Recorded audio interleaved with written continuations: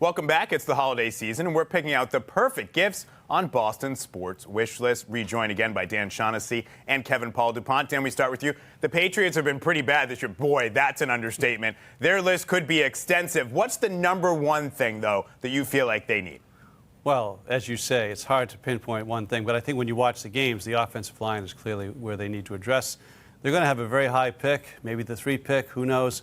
I think they'll trade that pick. I think they're going to get volume, but the tackles, it's just, the run game and the pass protection is abysmal all year. The pre-snap penalties, all that stuff. Offensive line is the number one thing. But we could go on all day about the coordinators, the coach, the owners, etc. Offensive line. I agree with you on that one. Offensive line, they could use a left tackle who can line up and not fall starved. That's pretty baseline. Kevin, the Bruins started out pretty bad, but they've been playing a lot nicer lately. What tops the Bees wish list?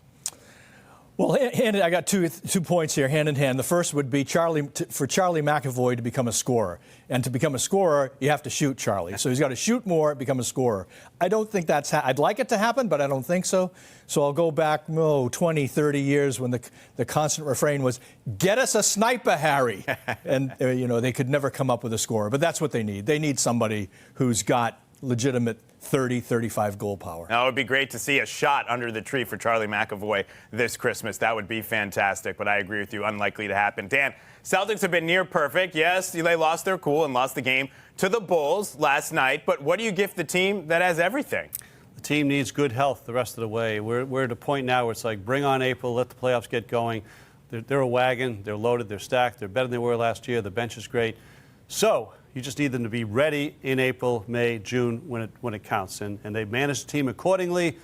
Good health is all the Celtics need. I would also add the return of Drew Holiday's three-point shot. This is a guy who's been a 38, 39% three-point shooter, and he has not shot the three well. No one shot the three well for the Celtics against the Bulls on Thursday evening as they tied a franchise record with 42 missed threes. Kevin, we go back to you and your baseball roots when you used to be on the Red Sox beat. All right. The Red Sox are doing last-minute shopping, per usual. What's the one thing they could use before spring training? Well, for me, it's legitimate power. Left-handed, right-handed. Somebody in that 3-4 hole who you're looking at for 38, 45 homers, 90, 100 ribbies, guys with heft, Jim Rice kind of heft, Manny Ramirez kind of heft. I just don't believe it. It still feels to me like a single, a double, a stolen base, and a sac fly. I want to see power. Yeah, they went after that with Juan Soto. A little bit of a downgrade, obviously, when you look at the rest of what's available in free agency. Maybe Teoscar Hernandez, though, could be that guy, that right-handed power bat that I agree with you the Red Sox need. All right, thanks, guys.